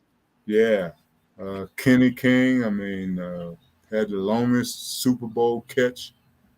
So everything just fell into place for us. But no, we knew we were going to beat those guys. Sounds like all three championships. They all walked in there knowing they're going to win those. If you ask Jerry, hell, he'd tell you. Jerry Robinson, he'd tell you. He know they were going to get their butts whipped. And that's what I seen like old interviews, and that's why I asked about Matuzak, because I know they asked him when he said that with the Eagles, with the rules and their curfews, that they were just so tight, uptight, uptight, yeah. And I guess there was a story that Upshaw had said that Tom Flores said, hey, get out your system, whatever, but make sure you come back, so we can get ready for the game. Yeah. And I guess Matuzak was one of the last ones to come out, and the team asked, hey, what were you doing? Like, what were you doing out there? He goes, well, I was out there making sure all you guys were in here. Johnny. Yeah, making sure all of us. Yeah. No, that he was checking every bar. Yeah. No, wasn't an incredible group of guys. I mean, just like I said, I love those guys dearly. For what they did for me as a young player. And then of course, in later years, our paths have crossed in certain ways, and just always proud to be a Raider. Always proud of it. And one of the things, guys, I challenge folk. We had this bad boy reputation, and they were the thugs and the drug users and this and that and that. Criminal element and everything negative you can think. What I would challenge anybody to do, you put up our team during that time versus any other team in football, post-football, see what their guys have done and see what our guys have done. But we're supposed to be, these bad guys, but our careers post-football were equally matching to our careers on the field. Yeah. I would challenge any team to say to show us that their guys have done more than what we've done or achieved more than what we've achieved. Yeah, you have like you said, Gene Upshaw was the head of the players union. Mm-hmm. Art Shell became head coach. Right.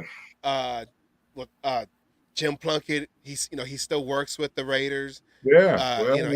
He's up there. Let's see. You got Raymond, who owned a golf course for a number of years. Bobby Chandler was a TV personality until he died after completing law school. Chris Barr was a still practicing attorney. Kenny Hill has made bunches of money, and nobody's made more money than Frank Hawkins. I mean, he's one of the top developers over in Las Vegas. So guys, like I say, I would challenge anybody to what our guys done versus what we did post football. Is that one thing that those teams back then, because having so many guys, post football career retiring after the Raiders having successful, a second career after football. Was that Mhm. something that those teams took pride in? Like, I guess the players of those teams took pride in is to just keep succeeding on each endeavor that they, Yeah. Well, being from a when franchise all that Savage, broke barriers. When all you know, Savage, is winning. What's Al say? Just win, baby. Yes. Well, anything I do, I gotta win. That's all I know. I'm not a sore loser, but no, win, perform. Like this project that I'm working on here in Kentucky. This is going to be a gigantic lift for us, and Asylum knows this. I mean, this is going to be a gigantic lift to change this thing from an educational thing to a skills thing. It's going to be a gigantic lift. And I know that. And it'll probably take me 2 or 3 years to get this done, but it's going to be, I got to be strategic. I got to be tactical because there's opposition. You're going to get K-12 opposition because every kid should go to college. Well, hell no, they shouldn't. They shouldn't. But got to shift that whole mindset. Then you got to get these kids that are interested and under the cloth from their parents saying that you have to go to college. It's going to be a lift, but that's okay. All the stuff that I've done over the years is kind of culminated into this. This is the crescendo for me. Oh yeah, yeah, like you said, everyone was taught. I mean, even my generation going, it was you were supposed to go to college, but trade, I mean, back in high school, back when I was in high school, we had shop classes. You had certain trade classes to kind of get you that start, to the basics and basic tools to do your taxes, to be able to cook. You had your economics. You had all that stuff, which would help prepare you to decide which way you wanted to go. And when I graduated vocational schools, I mean, my mom, we talk about my mom went to a vocational school. She was she became a cosmetology teacher. But she taught the simple things that everybody needs. It's all got to be learned somewhere, and colleges they don't offer that. They focus on that piece of paper that most people put on their wall and then go do something completely different. Well, I got 2 of them, a master's and a bachelor's, and they're in my closet. They're not even on my wall. And that's not to say that they weren't important, because I had to do this to accomplish the other things that I wanted to do. Well, guys, I'm gonna have to cut away on you guys. I gotta get up in the morning. Some of us have to work around here. Oh yeah. Hey, I gotta work. I gotta be up. We both gotta be up early in the morning. Yeah, I'll wake up at 2 a.m. Whoa. Okay, And now I'm not getting there. And I'm 4 in the morning. So you get up at 4? I get up at 4. Yeah, I do 12-hour days, 10-hour days, 7 days a week. What time you normally go to bed? I try to make it before about 9 o'clock, but most of the time it's 11. Yeah.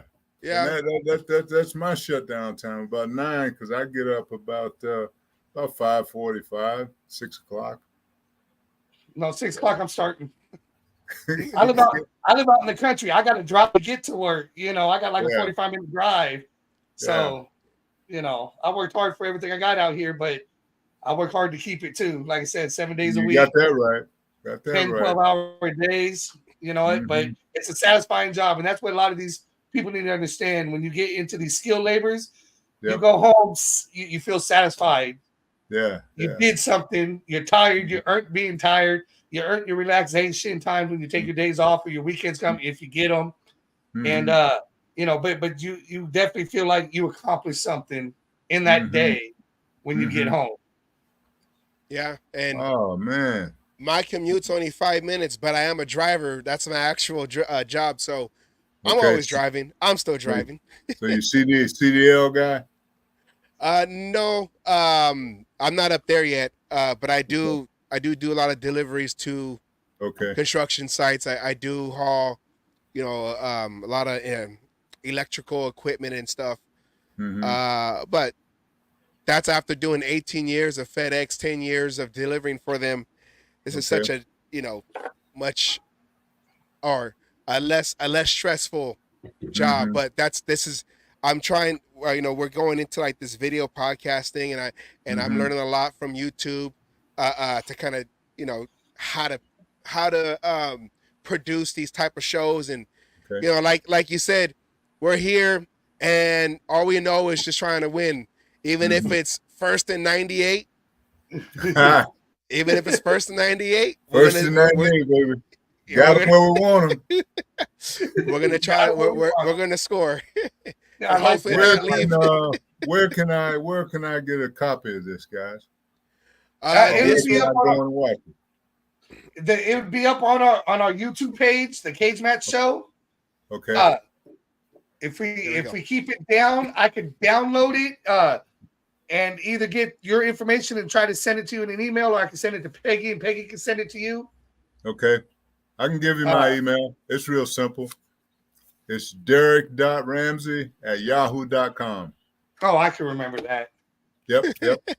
DERRICK.ramsey@yahoo.com. At yahoo.com. Okay, I can remember that. I'll get it downloaded and send it to you. Okay. If I Thank can. you. If not, Thank you. I'll send you an email with where to go and how to be able to do it. It's on our YouTube page, though. Okay. yes, and All right, guys. we appreciate Thank you you. coming on, and we want to thank Peggy for introducing you to us. Yes. Yes, We'd love to have you on in the future if you want to come on. Absolutely. Deal. Now Sounds go good. read, but both of y'all got to go read the book now. And tell Oh, me yeah, I got what you it. think. I can show you. I did order it. I'm just waiting for it Okay. to show up. All right. What about you, Savage? I got the What? I'm waiting for the paperback because that's gonna come in quicker than him getting the you can get hardcover. that. Mine's The, coming in on Friday. paperbacks- Yeah, the paperbacks, you can get them in 4 days. Yes, and for everybody else out there, it's available on Amazon. They call me Mr. Secretary through the lens of a winner. Thank you, Derek Ramsey, for coming on to our show. We appreciate it. This is Savage. Thank you. I was nervous the whole day. Like, we're gonna be interviewing a Raider that was, during the golden years. During that heyday. Yeah, oh yeah. During the So, heyday. We appreciate it. Be well, brothers. You Thank too. you very much. You Thank too. again. Okay.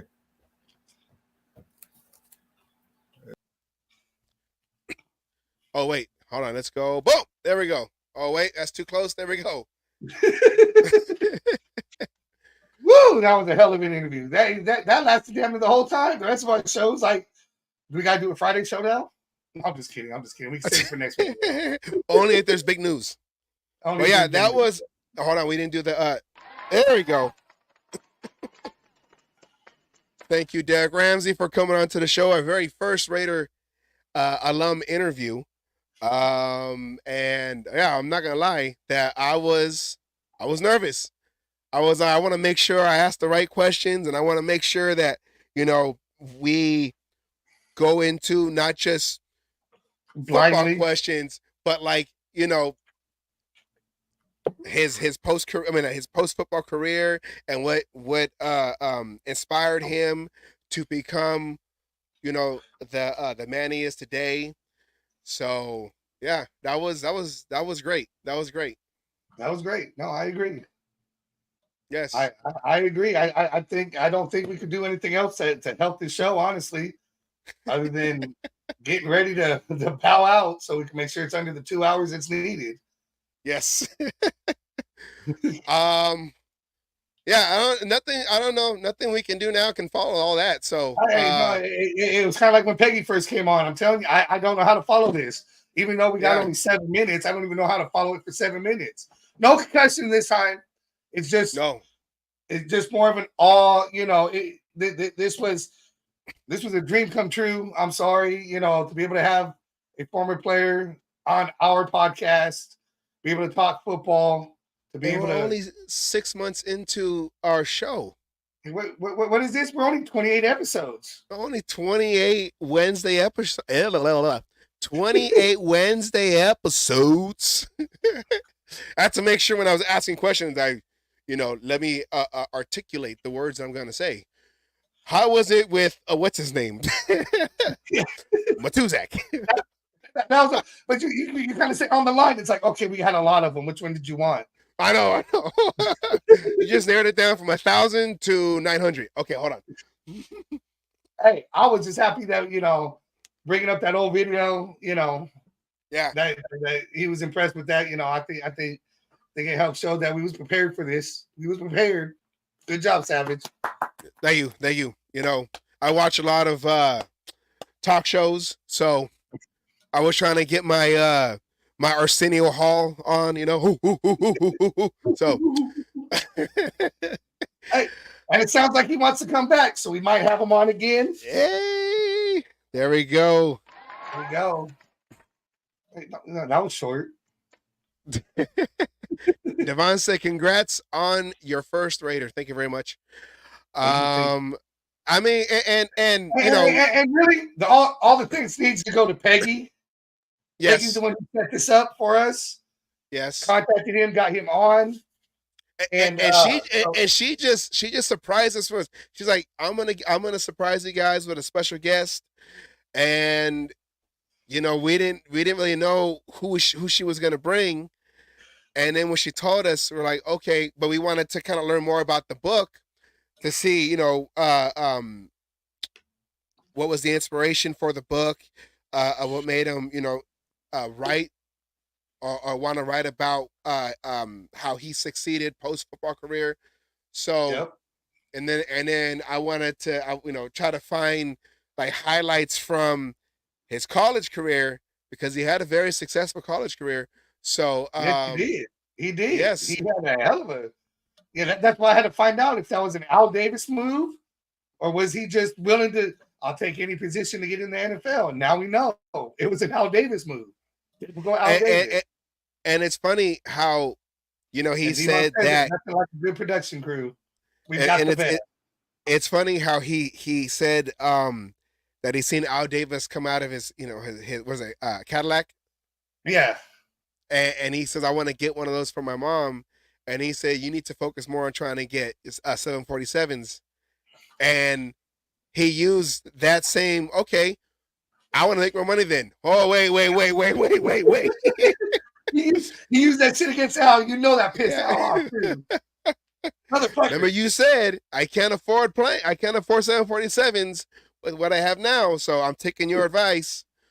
And I mean, regardless, it's still once a Raider, always a Raider, except for 3. Except for 3. And I was gonna say, like we've met, different, many former Raider players, but to really like sit down and talk to one and ask, about that locker room back in the day in the 70s, the late 70s, early 80s. Just hearing them say your name and getting you involved, like you're part of the conversation. I mean, not that we weren't, but to go back and be able to go. I mean, just don't. Yeah, it's one thing to meet them, take a picture. Hi, how you doing? Maybe get the autograph.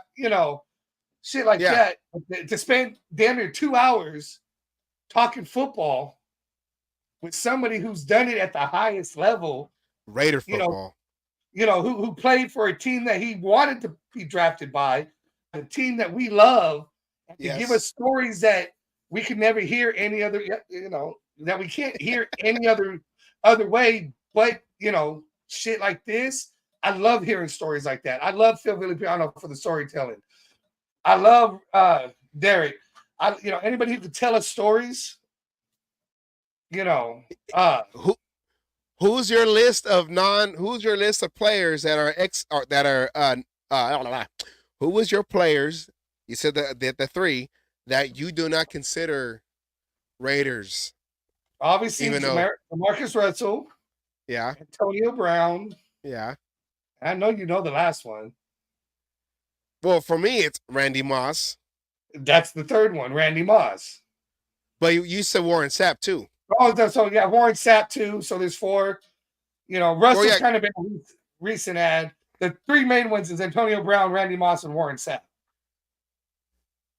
And Jamarcus Russell. And Jamarcus Russell, so 4. Now, We have a new inductee. Antonio three. Brown, new that's inductee. 3 in Kansas math. Yeah,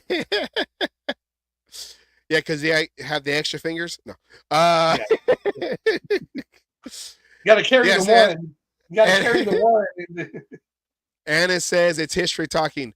Well, we're at 159, so we're gonna go over because it's 30 seconds here, 36 seconds. Well, any last words? Any? I don't think there's any way to make the show any better than shutting the fuck up and getting off. Hey, Now, they ain't falling. They ain't falling. They just was never expect. Once a Raider, always a Raider, except for 4. he said the DB we got from the Cowboys. Is that after the Cowboys won the Super Bowl and he was the MVP and he came to the Raiders with a big old contract and he didn't do nothing? That was and we've talked about him too.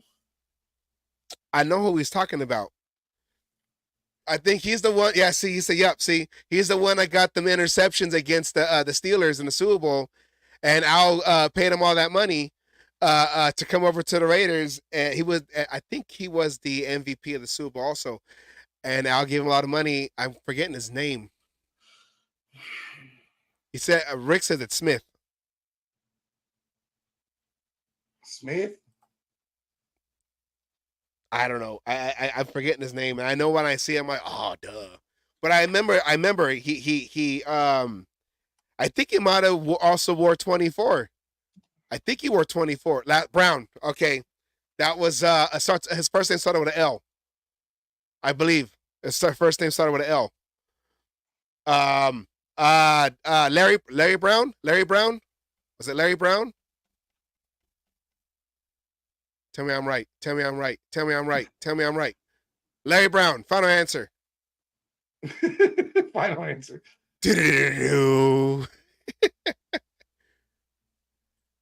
I think he wore 24. Larry Brown. Final answer. Did I get it? Yes. Oh, look at that.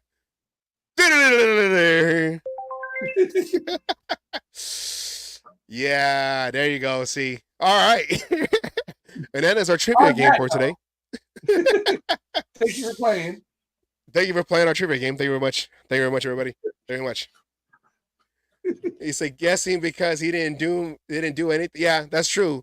When you try to remember the guy, the big name guys that we signed that didn't do nothing, it's hard to remember. Kind of like that's a fucking long list myself. Oh yeah, Lamont Jordan, Larry Brown. How about this one, Marcus Peters? Yeah, the list goes on and on and on. Even Darren Gordon came from the Broncos. He was a Super Bowl Randy MVP. Moss, fucking Warren Sapp. Randy Moss, Warren Sapp, end of his career. Yeah. There was a long list. There was a safety from the Falcons. He wore 34, came to the Raiders. He was a big signing that Al Davis threw out money and he didn't pan out. I forgot. Buchanan. I think it was Buchanan. Not the rookie that we drafted. Not him, not the Super Bowl year, but it was another Buchanan, the safety. The other Buchanan? Huh? The other Buchanan? Yeah, not Phillip, but it was another Buchanan. He was a safety from the Falcons, came to the Raiders. Yeah, because Al always loved speed. Unfortunately, a lot of those speed guys weren't talented guys. But it is what it is, right? Yep. We want to thank Peggy Holmes for coming on. Ray Buchanan, see, there it is. See, I know these names, but those are during like our dark times after 2002. I was going to say that was like 20 some odd years. Ray Buchanan, see, he knew. We want to thank Peggy Holmes for introducing us to Derek Ramsey. And we want to thank Derek Ramsey for staying on for an extra hour. Beyond that hour that we were told we were going to have him. Oh, yes. I love hearing any of those stories. I don't care how inconsequential he may think they are. To me, that's history that once they're gone, we'll never get back. Yes. But we have it here in digital form. in digital form.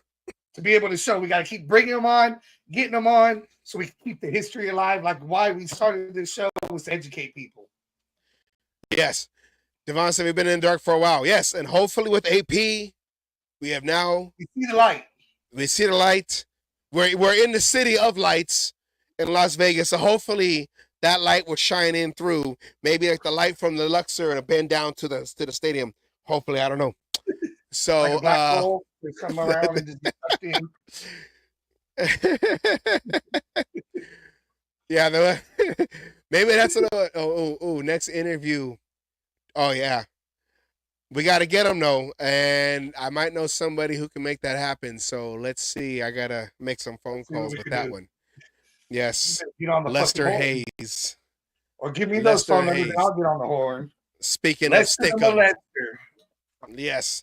Well, I don't think he likes being called that, even though that was the name. He doesn't like being called that, but you know what? I'm going to offer him extra money just to do an autograph that way. Because I want one.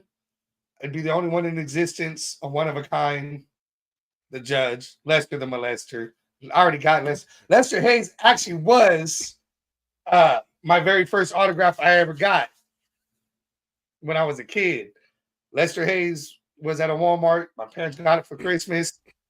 It's one of the best pictures because he's got Joe Montana on his hands and knees holding his face mask saying no flags in Oakland. Yeah, Lester Hayes. Yeah, he shut down what was it, Art Monk, the Redskins in the Super Bowl. He shut him down. Bowl, yeah.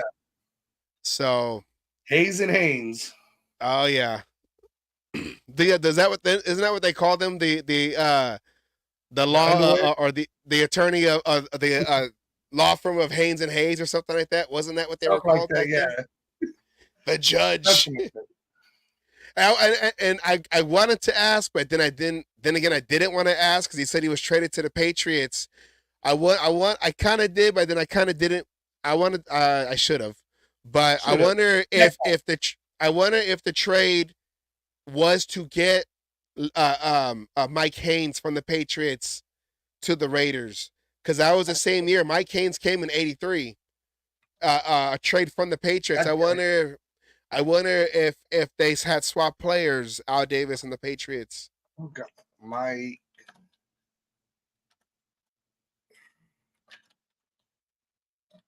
Oops. God damn it, spell stupid.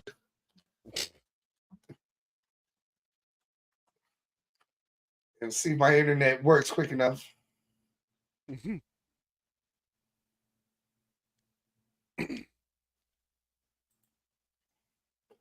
I like that phrase though. First 98. Yeah, first in 98. We got him right where we want him. You know, that reminded me of the Super Bowl with Phil Villapiano. It was against Minnesota on the goal line. We got him where we want him. Sorry, that's in another book. You guys got to read the book or listen to it. Rick says he believes I'm onto something. Is that with the trade? Because I remember that Mike Haynes wasn't happy in New England, and Al Davis had traded for him that same year. Contract is saying, but it does not look like we gave anybody. The law firm of Hayes and Haynes. That's what it was. We all know our history. Devon knows his history. Raider Rick, he said earlier he went to games in the 70s and the 80s in Oakland when he was living out here in Northern California. So we want to appreciate everyone, and I hope everyone was able to watch. And if not live, the show will be on our YouTube channel, The Cage Match. Hopefully you made it to the algorithm and you don't see a whole bunch of wrestling videos, even though that's where the idea came from, the name. Or you spend your time watching our show instead of other shows. Oh first. Yeah, even the ones that are live now. Even the ones that are live now. Put us first. Stay on, Yes, because we try to give you history. We try to give you the past, present, and the future. Oh yeah. So. Oh yeah. I guess yeah. All right. With that, see, it's like what catchphrase. God damn it. we need to end the show. It's like we don't want to end the show, but we need to end the show.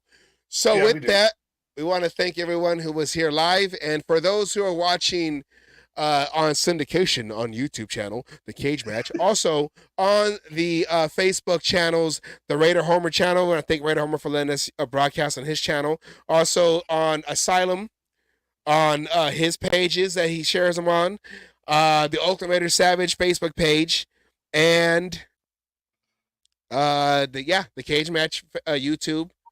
Yep. Yeah, I think that's all of them. That's all of them. Sounds And like if you don't like, share, and subscribe, and also go to W, go to W for 10% off. W.GG. Go in there, make a place an order, 10% off with the keyword Cage Match. One word, Cage Match. Promo code, 10% discount on W. Thank you very much, everybody, for coming on to the show. For everyone who interacted in the comments, thank you very much to Peggy, who brought us Derek Ramsey, and also once again, thank you, Derek Ramsey, for all the stories that you blessed us with on our show, our very first Raider legend alumni guest. Appreciate it. Everybody else, no real news. We're gonna have. I know some folks are doing Super Bowl shows today, but we still got a whole nother week to do. Another week, exactly. And we'll do something, a little Super Bowl whatever next week. Even though a lot of us Raider fans hate the fact that, and I saw this meme where it had Joe Pesci from the ending, one of the ending scenes of Casino, with a Raider hat being forced, and it had like the Niner and the Chiefs logo on the other two guys that were kind of like holding them, and it says us Raider fans having to see the Niners and the Chiefs names painted in the end zones of our field. So yeah, it's not going to be a great Super Bowl. I got a way to piss off every Kansas City fan out there. Everyone needs to remember Patrick Mahomes was a Raider first. Red Raider. Texas Tech, Red Raiders. He was a Raider before anything. So fuck you guys. With that, thank you very much, everybody. We're gonna end every show. We're gonna end the show like we do every other show with a word from Raider Milt, Coach Wallace. Rest in peace. Thank you, everybody, and we'll see you again next time. Peace out. Peace.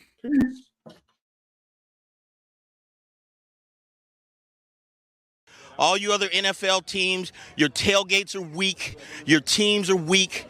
We might be down right now, but it doesn't take away the history. And all you Raiders out there need to know your fucking history of who the fuck you playing for and where the fuck you're playing. Damn it. Oh, and by the way, I won my last cage fight. Again, I'm still undefeated. And you NFL motherfuckers out there that you think you want some, come on and get some anytime.